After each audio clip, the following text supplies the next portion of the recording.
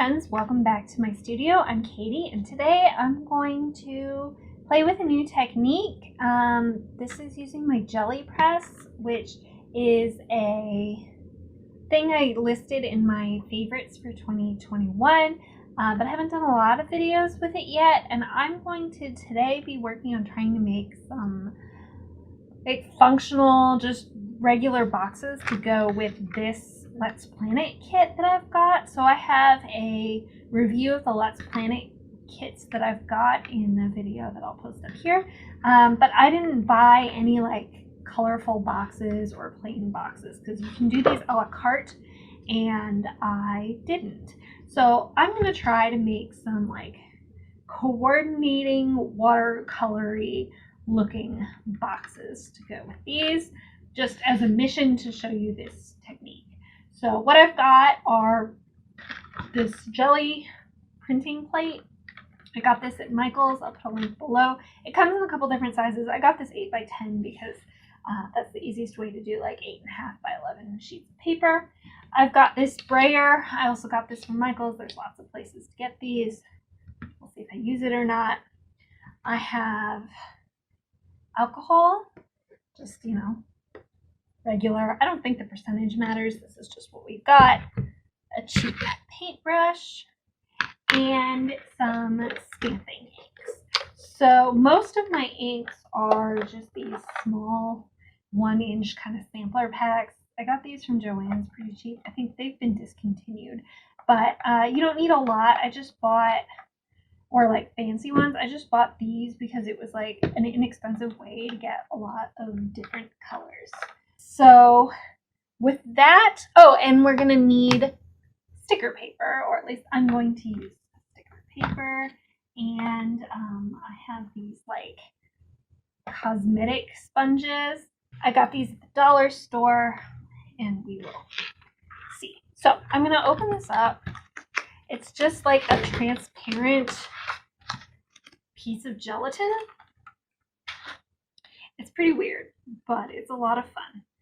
I've talked in the past about how I like to use these to color my planner pages when the stark white isn't what I'm looking for. But this is actually the first time I'm doing this to try and make colorful box stickers.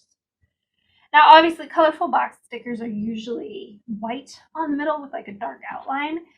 These are not going to be white in the middle. All right, so the first step is to choose some colors. If this is the kit I'm trying to match, let me pull my swatches out. So these are my colors here. I like to swatch everything just because it's helpful. And I think that this hunter green, the black, I think the periwinkle is too purple.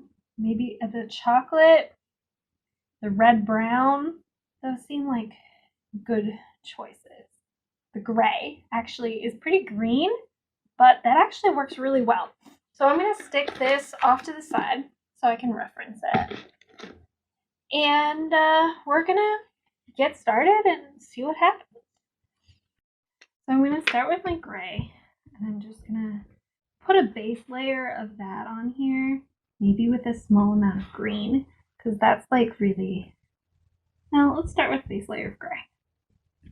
And get that on here. I'm going to take my Brayer and just, it's not clean. I did do one of these before, something else, but in coordinating colors. Just going to lightly, if I wanted it to be perfectly smooth, what I would do is go lightly down. All right, and I'm going to take a paintbrush and just put some drops on to give some variation. I wouldn't recommend doing this on your pages, if you're doing it on your, directly on your planner pages. I wouldn't do that because it'll make things bleed through. So this is just normal white sticker paper. I'll post a link to my favorites, which is from Online Labels, and I'm just arranging it on here and gently picking up the color.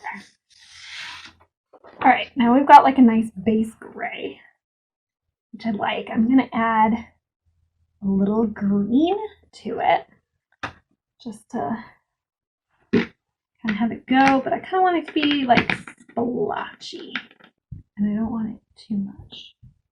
So then I'm gonna take my sponge. I'm just gonna blend it out.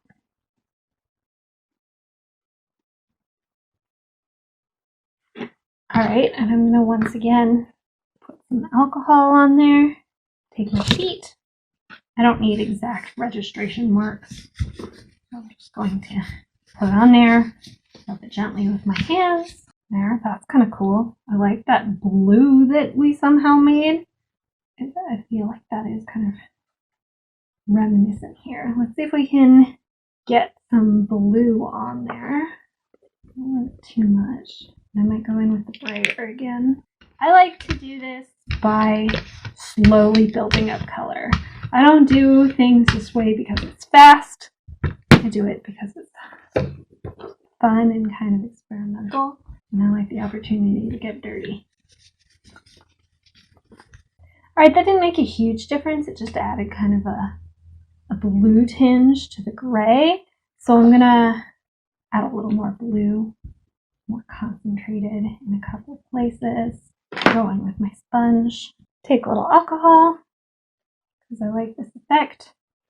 I think everything messy looks better with splatters on it, in my opinion. There, now we've got some blue. I'm liking where we're headed. There's a little spot I didn't blend out here. A little red I got from somewhere else. But I think it's looking really neat. I think it would coordinate pretty nicely. I think I'm gonna up the blue one more time.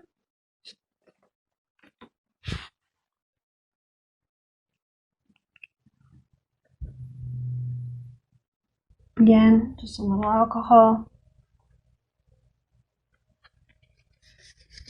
Alright, now it's time to start thinking about this not so much as a whole page, because I'm not going to keep it as a whole page. I'm going to use it as stickers. Like I'm going to be cutting it into pieces. So I'm going to do a couple places. I'm going to add some of these accent colors, like just real carefully. And I can kind of guess roughly where I want them. So I'll put some here, and it's inverted. So like just a little here for some red. And I think we want to go real light on it, like just one dot. All right, moment of truth. So it's not quite as brown as I would like. I think I'd like it to be just a little browner. So in that same kind of area, just add a little brown. The other thing I could do is add a little green.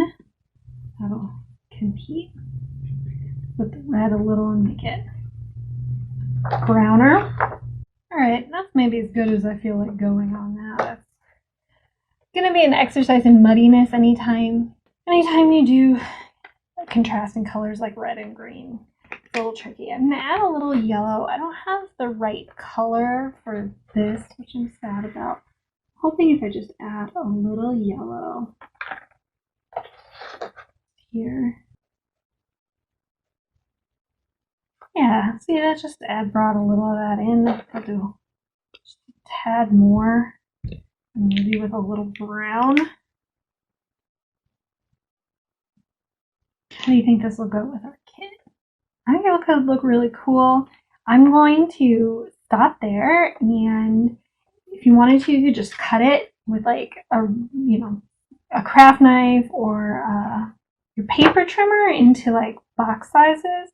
What I'm going to do is I think print some colorful boxes in like dark green and dark blue and cut these out. So I will go do that and be back in a minute. So after I printed some colorful boxes and cut them, this is how it turned out. I should note that this whole thing would be much easier to end up with a nicer looking thing if I had done something that was more in like the pastels, kind of lighter, brighter colors. This is kind of a challenging color palette to work with, but I'm pleased with how this turned out. It's like really kind of evokes the same mood. It's not like the neatest thing. I wish I hadn't done that, but it's only in one box, so it would be easy enough to skip that. As I mentioned before, if you just wanted to cut these without the boxes in them, I think that would look really cool. But let me just show you how this like would look on like layered in the stickers. So I think that could be a cool effect. I'm particularly excited about it for layering on this darker kit, particularly because I think I want to use this kit for a blackout spread, and for those I prefer not to have any like stark white happening, which is compatible with these stickers because they're cut inside so that there's no white outline. There, that focused. So that's really compatible. Like this one here is just dark all the way to the edge. So I think that these would look really cool with those on blackout spreads. So I'm waiting for my Lights Planner Action pages to come for my new B6 wide planner. I've got them for the classic that I was using last year. So I'm waiting for those, but I think you will see a plan with me with these on blackout soon. I'm just waiting for those to arrive. So I'm not a gel press expert. I think I've made that pretty clear. So my goal with this video is less to teach you how to do awesome gel pressing and more to introduce you with the concept and then encourage you that there are some great gel press tutorials on YouTube. If you go search for them, they're not really using them for their planner, they're using them for card making generally, but this is like your invitation to start thinking about how they could look cool and be used in your planner. So if you like this video and found it inspiring, please hit the like button.